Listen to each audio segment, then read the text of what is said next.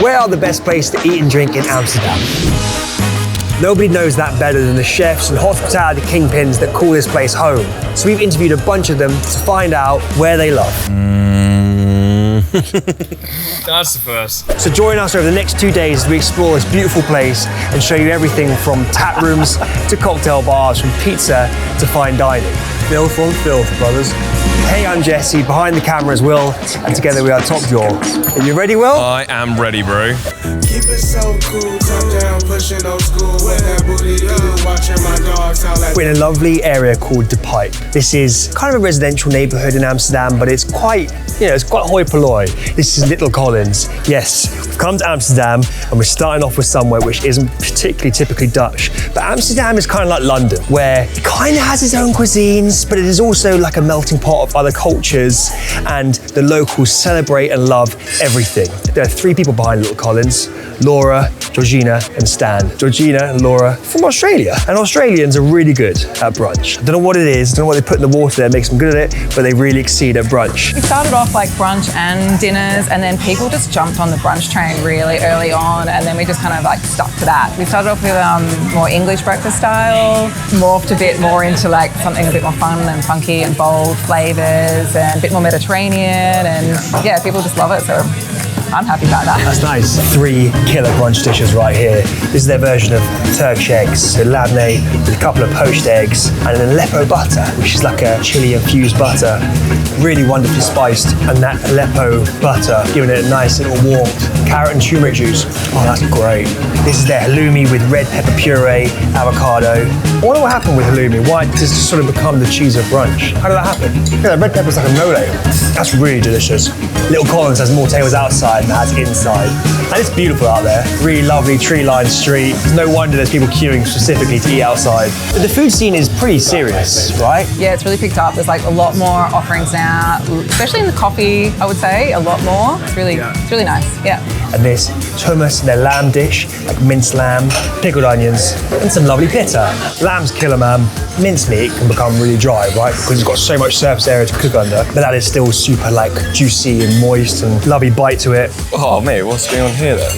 We're finishing at Little Collins with their freshly made banana bread. Banana, dark chocolate, rosemary. And Will, from one baked good to another. And these are serious baked goods in the next place. Oh, let me tell you. There's no one back door. When we started TOPJAW over 9 years ago, it was a total dream of ours to work with brands that we both use and love. So, it's supremely cool to say that this Amsterdam film is in collaboration with the British Airways American Express Premium Plus card. How cool is that? Very cool, mate. Touch me, Will. I will touch you. We've just touched down in Amsterdam, flown here with BA, all paid for, using our Avios that we collected by using our credit card. And now we're ready to hit the town. Yes, my boy. Yeah. Woo! On my like it's 1995. Feel like Jordan in the shot. You can't me and We've made a journey worth making to a different part of Amsterdam, a little bit out of the city. It's quite a residential place. There's a particular bakery here called Grams, which we've been told so much about. Run by a couple, Noel and Maxine. With Noel dealing with the aesthetic, Maxine working on the pastries. I guess for me, I take care of like the social media, the photography.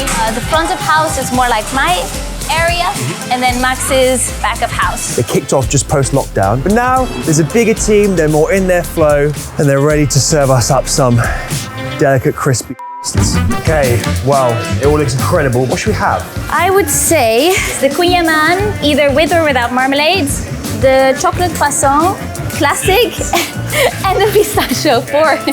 Oh, look. Ah. Wow. Yeah, a full spread. Thank you for the delivery as well. Thank you. I've got the spread you got there, mate. This is the escargot. This is probably, in my opinion, the most exciting one, with pistachio cream. It's got white chocolate in it. Where's the white chocolate then? Oh. In the core.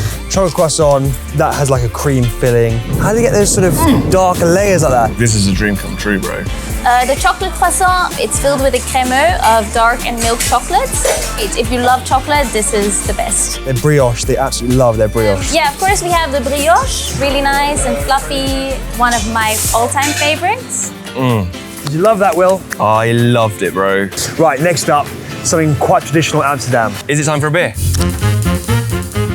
During our time in Amsterdam, we're staying in the Pulitzer Pulitzer is this charming, quite higgledy-piggledy collection of 25 buildings that are just being smushed together. But that's Amsterdam, right? Higgledy-piggledy, mate.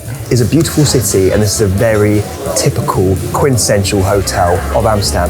Oh, there it is! Hey! Hello, everyone, and welcome to my suite.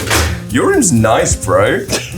Why don't you just say it a bit more normally? The rooms of the Pulitzer are real nice. I've got a canal view, big old bed. I have been lucky enough to get a bath, which I'm not going to use, but hey, it's beautiful to look at. But the rooms of the Pulitzer aren't like cookie cutter hotel rooms. You're not in like a big stack hotel.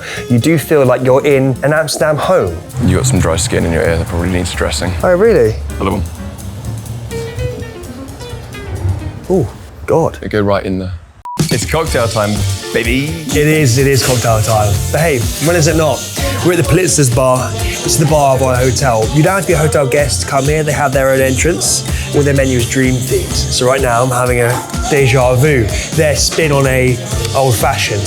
They told me to try the garnish and then have another sip of the drink. Changes. Oh, it does. Gets stronger. I like these little signs because rather than says reserved, it says promised. Oh, we promised this to someone. Please don't take it, we promised it. The Pulitzer bar, it's dark, it's moody, it's got little nooks and crannies to hide out in. It's very similar to the whole hotel, right? Craft beer next. Craft beer warehouse. Looks like a factory of craft beer. I know they say that, you know, some people lean on craft beer for a void of personality, but that's not us. We just love craft beer.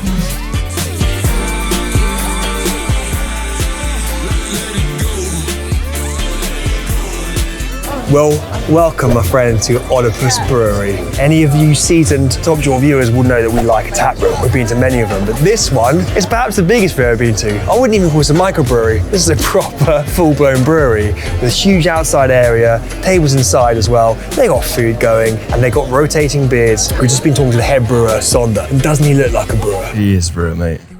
This is Mannenliefde, the first beer we ever made and still the main That is selling crazy that within the first 10 beers that you homebrewed, beer. it is still, how many years? 12 years later, still your number one selling beer. What is different about Oedipus to other breweries? I developed a bit of a flavor signature over the years. Victor did that, of course, also with colors. Victor, the art director of Oedipus, has a studio over there. He designs everything, from every can label to the back bar. Sonder's on flavor, Victor's on aesthetic and brand. These are snacks you ordered, as it will. I thought you asked for some chips. A couple of dishes from the resident kitchen at the moment, which is beef chief, cauliflower wings, and their kimchi burger. An award-winning burger, we're told. That's good. I've never had a bun so big but so light. Kimchi is what's meant to sort of restore your gut health, right? Oh, easy. The final bit here is a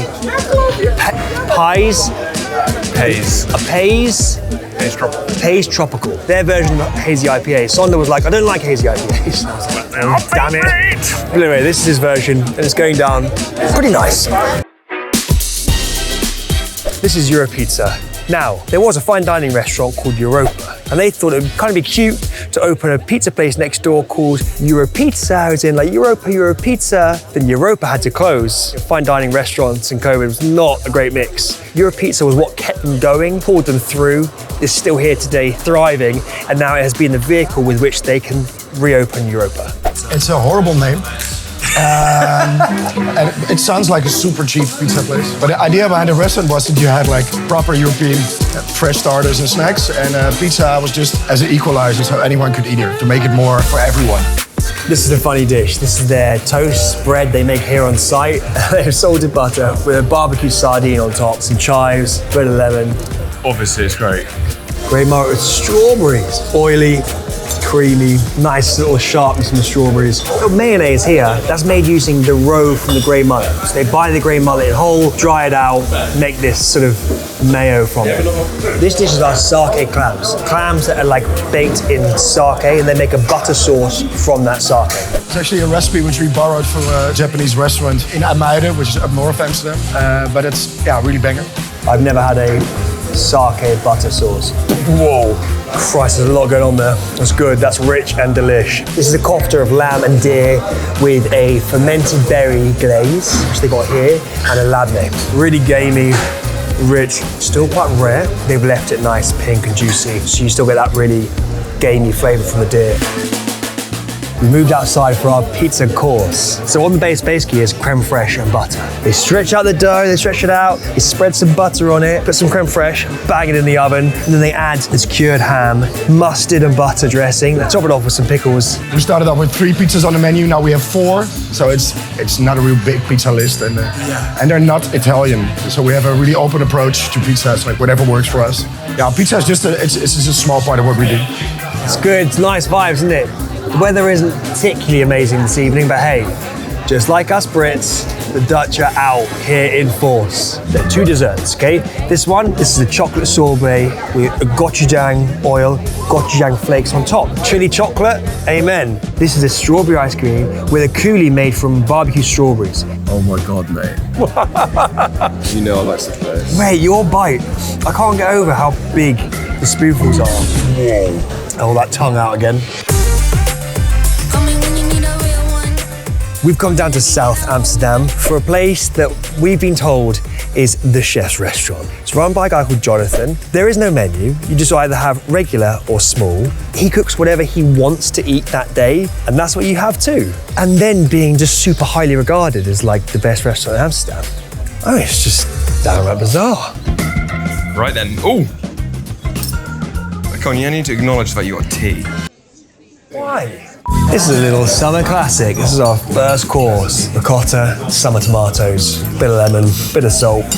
Kind of gives me flavours of a roast dinner. It's almost just like, you know when you get all the veg and the gravy and all the good bits at the end? It is, you're so right. I don't know how. I'm struggling to work out why, but... This next course is raw gurnards from 3 different parts of the fish. Got the tail, the belly, and the loin. Oh, that's real nice. Okay, so this is just you running the kitchen, you're doing your pot washing. Yeah. When you're full in here, how many seats? 24, then that's quick, then really pushing it.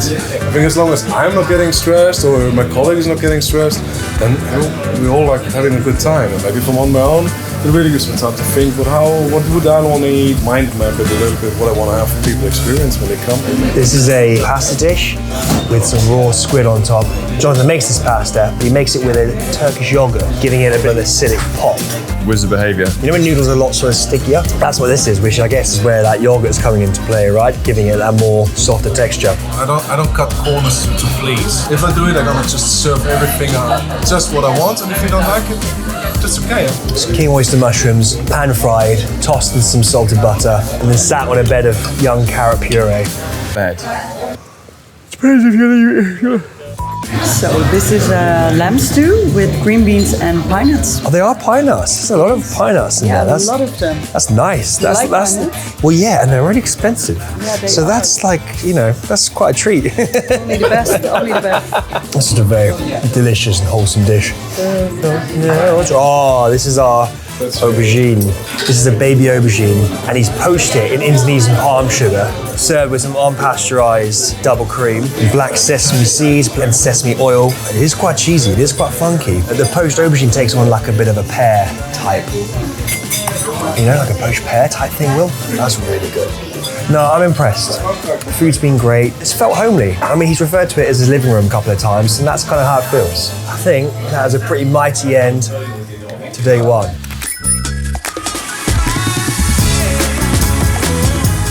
Morning, bro. Morning, gangster. How are you, mate? I'm all right. I think you and I are both, we've probably been fresher. You know what generally sorts out though? What, coffee? How about we go to the coffee place which all the chefs have been telling us to go to? What is the best coffee spot, not coffee shop? 4850. Why is it so good? People watching.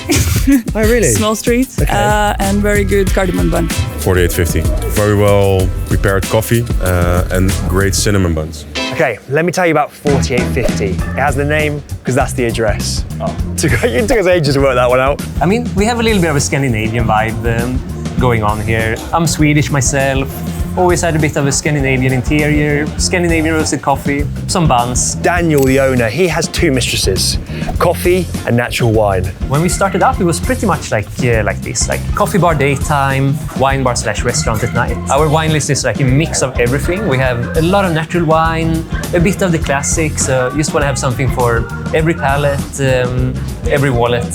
He spent his career going from one to the other. Do coffee for a bit, then he missed wine. Do wine for a bit, miss coffee. He thought, screw it, I'm going to open a place and bring those two worlds together. They're really known for their cinnamon and their cardamom buns. They do incredible sandwiches. Oh my good gracious me. In a really, wow, beautiful, typical Amsterdam aesthetic. Daniel's a lovely guy, and hey, 4850 is a place that comes up so often when we ask chefs where the best coffee in Amsterdam is. Will and I both have the British Airways American Express Premium Plus card. And if you love travel like we do, you might find this really handy. We're collecting 1.5 Avios per pound spent, 3 when spending with BA. And these points you can spend on flights, hotels, car hire, etc. Once you've spent over a certain threshold, you get a same cabin companion voucher. Now this is the best part. You book a reward economy flight with Avios, you get another economy flight for no extra Avios. Or if you're feeling fabulous and you book business class, you get another business class seat. So you can like supercharge a romantic getaway or, hey, book a foodie trip with your best pal, ride together. Or if you're traveling solo, you can use your companion voucher for 50% off your flight. For more info, search BA Amex. We use our card for our daily expenses, so we keep banking those Avios ready for the next trip. Cheers, Amex. Thank you for collaborating with us on this awesome little adventure.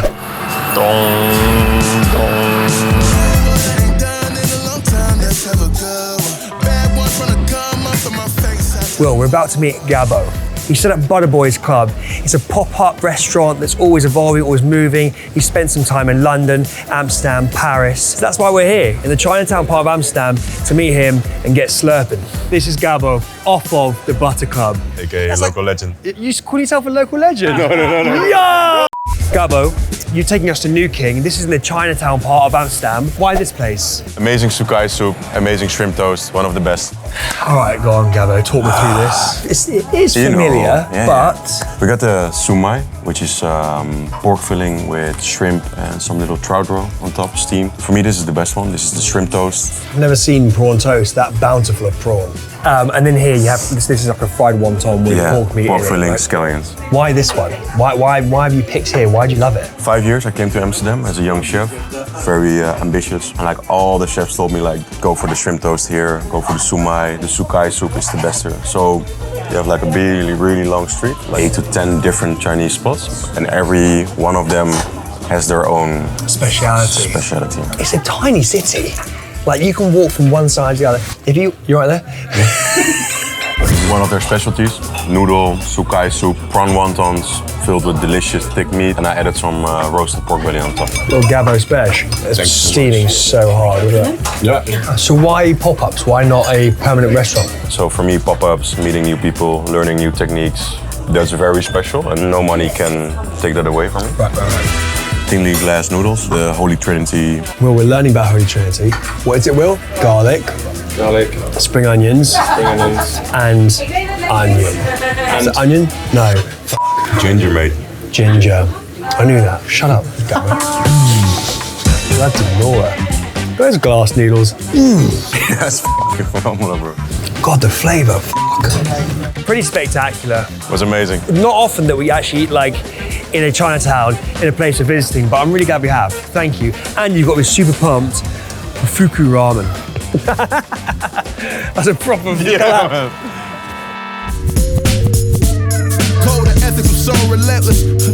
We've come to east of Amsterdam. It's a slightly more residential place, but we're here for a really special restaurant. It has been recommended to us by many chefs who some say this is the best restaurant in all of Amsterdam.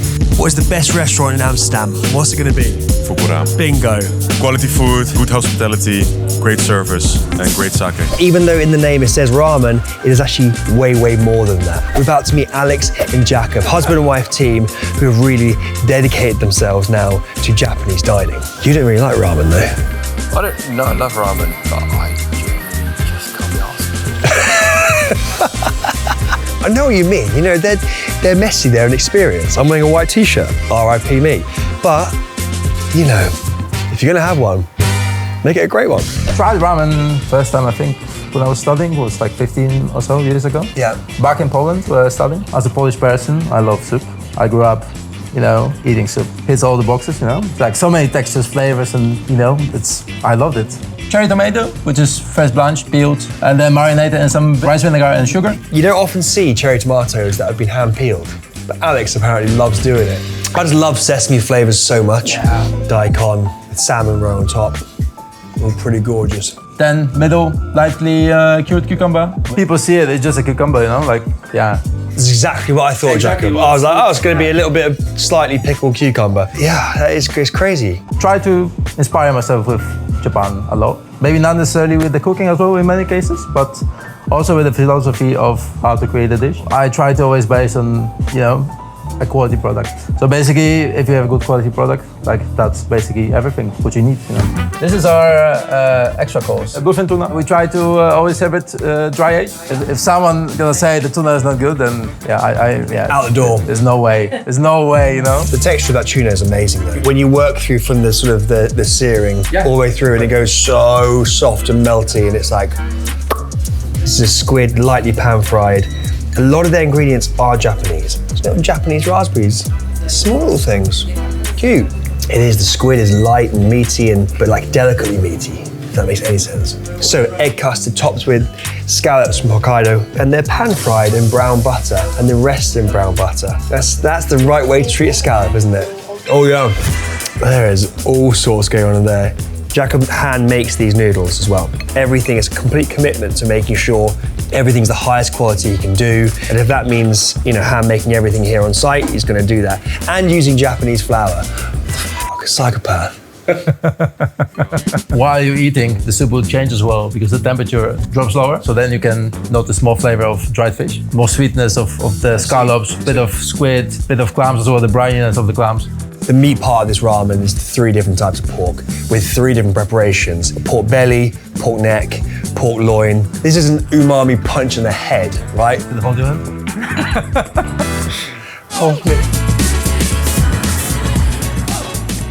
Stack's Diner, come heavily recommended. It is a slice of America in Europe. They have got amazing reviews, accolades, awards coming out their arse, and they've only been open 18 months.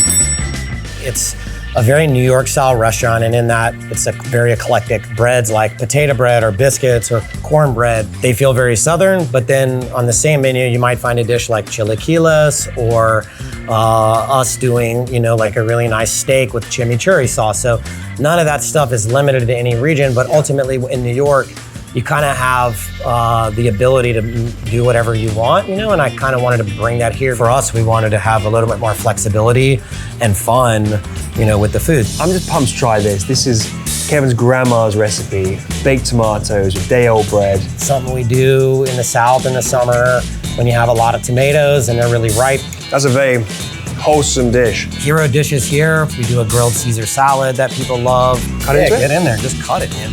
You got a great burger too, right? Oh yeah, that's good. Chicken biscuit is like a big seller for us. There are some rules to this. What's the rules? Don't you dare get out a fork and knife when you start eating this Fork thing. and knife's a weird way of saying it. No, do not do that. You've got to admit that ergonomically, it's a very difficult piece of kit to put in your mouth, though. God, me. What do you want to get it? Let's see. The hot sauce hits, right? That's really good. Our steaks are incredible. They're Dutch dairy cows that have been grass-fed for 5 years. Beautifully tender, cooked to perfection with this loose, dreamy chimichurri. Yeah, this is one hell of a steak. And also, it's a little bit of an injustice calling this place a diner, because I think certain connotations come with something that's a diner. A diner is not going to serve you a steak like that. Okay, key lime pie. I'm not particularly well versed on key lime pie, having pretty much only had it once in my life. I said already, I think this is the best key lime I've ever had. Well, yeah, that's bananas. Beautiful little sharp citrus. Nice. What the hell is this monster? This is sundae, a hot fudge sundae. A mix of vanilla and chocolate gelato. Should make you feel like a kid again. That's exactly it, yeah. Super nostalgic. Thank you very much, Kevin. Thank you, man. Amsterdam rocks, bro. Amsterdam's been treating us real good.